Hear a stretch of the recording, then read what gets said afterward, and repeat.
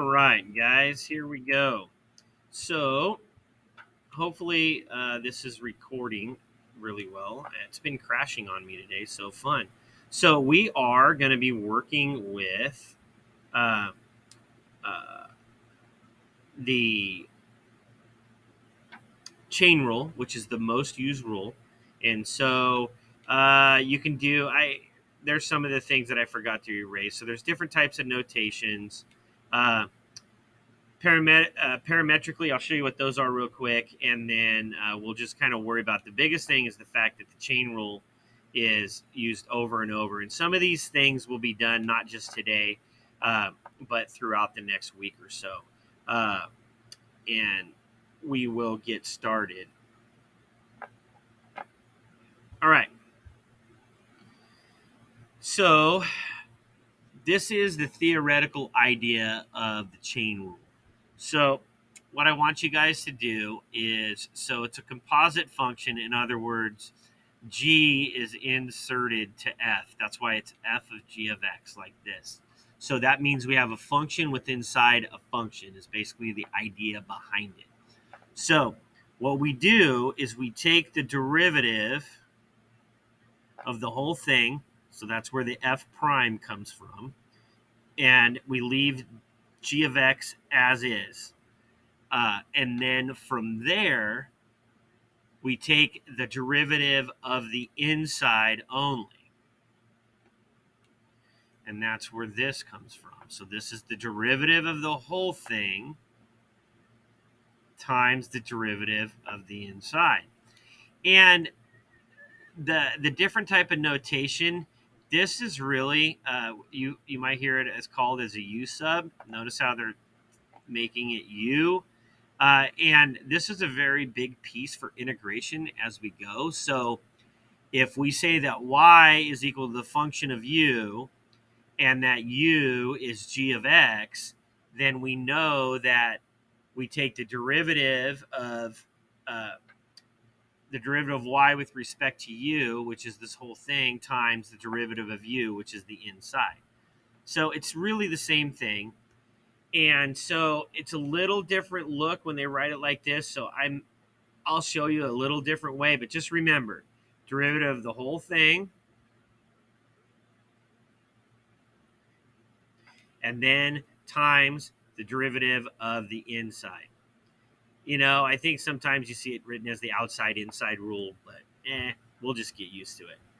So we're going to tackle this bad boy. All right, so just remember that it's for composite functions. It's for different types of things. So we get this thing. It's disregard the idea that the object moves. This is kind of the idea as we're heading towards. We do a lot of position, velocity, and acceleration statements in this class, but I really want you to focus in on this right here. So that's our function. And so our function is the sine of 5t minus 3. And so what we're really saying is that the function is the sine of u, and then we're going to let u equal 5t minus 3. So I just took this out and said u equals 5t minus 3, and I put u in here. Now, what's the derivative of sine? The derivative of sine is cosine of u, okay? And then what's the derivative using the power rule of u? U prime, or I just call it u prime, but we'll just write it like they do, du dt. That is a horrible du dt. Let's try this again. Du dt. I know some of you are impressed. This is going to equal 5. So let's clean it all back up. And that's what they do here. So, by the chain rule, you don't have to say that. Just do the stinking chain rule and we'll be good to go. So what is the derivative of sine? The derivative of cosine is, derivative of sine is cosine. What is u? U is 5t minus 3. And what is du dt? Because the chain rule, this is derivative of the outside times the derivative of the inside, is 5. So we get to rewrite it that way, okay? Derivative of the outside times the derivative of the inside. Looky there. It's called the inside-outside rule.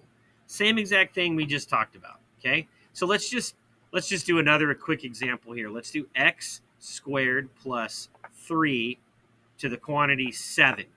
You definitely do not want to multiply this thing out. So let's take the derivative of the whole thing. So that's y equals. So y prime is equal to derivative of the whole thing.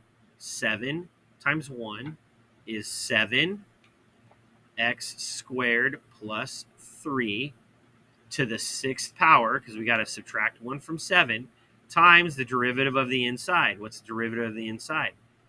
2x right here. So the derivative of that is 2x. So we clean this up and we get 14x x squared plus 3 to the 6th power. That's my derivative.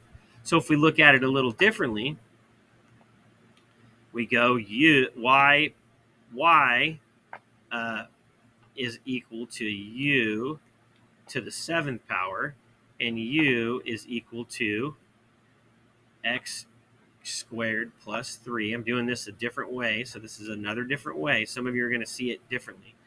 And then so I'm going to take this and find my u prime, or my derivative of u prime, and that's going to be 2x. And so my rule for the chain rule is the derivative of the whole thing, which is 7u to the 6 times the derivative of the inside, which is u prime. Now plug everything back in. Okay, 7 times x squared plus 3 to the 6th power times 2x. And guess what? We get the same thing, 14x times x squared plus 3 to the 6th power. Okay, that is the chain rule. We just keep working over and over again. So let's look at this one. So if I take this one off to the side, I'm just going to say the cosine of u, and u is equal to 3x to the 4th minus 2.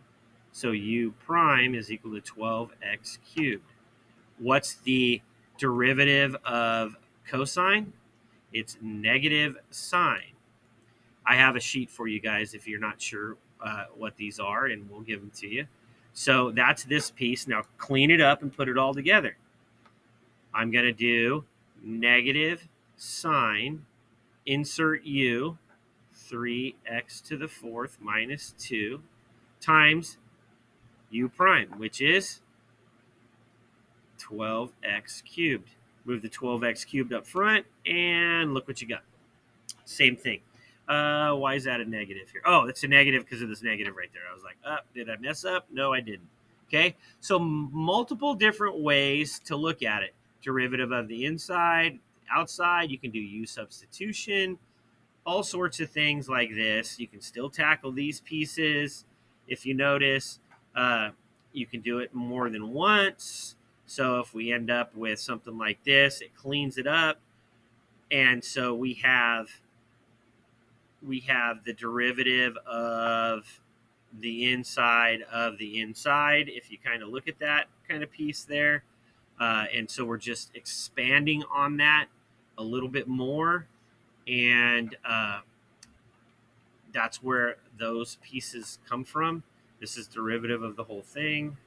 This is the derivative of the inside. So where does this 2x come from? It comes from right there. Ask me questions about this one if you don't understand where those values came from. It's very interesting how they get that. And I'll show you in class if you want to look at it a little bit differently. Okay? All right, so it's kind of a chain rule inside a chain rule. Parametric or parametrized curves just means that you're finding the derivative. So if you have dy over dx, you're finding the derivative. You're finding y prime over the derivative of x, okay? And so you take the derivative of the top. I don't think you have these of the top, and then the derivative of the bottom separately, and I'll look to see tomorrow before we get started. And if I have one, I'll have an example of a parametric one in class. Just want to get done tonight, and we'll talk about parametric in class. Don't worry about the power chain rule. It's the same idea as we talked before. It's just the chain rule. So I wouldn't worry about the, you're not going to need to know the power chain rule. We're just talking about the chain rule. And so, but you'll see different terminology, and I just want you guys to realize as you deal with it, it's the chain rule. So we'll do a couple of examples in class about worksheet 12, but I really need you guys to focus in, not so much on the parametric equations. I want you to focus in, and I want you to look at this and ask questions if you don't know what they did there.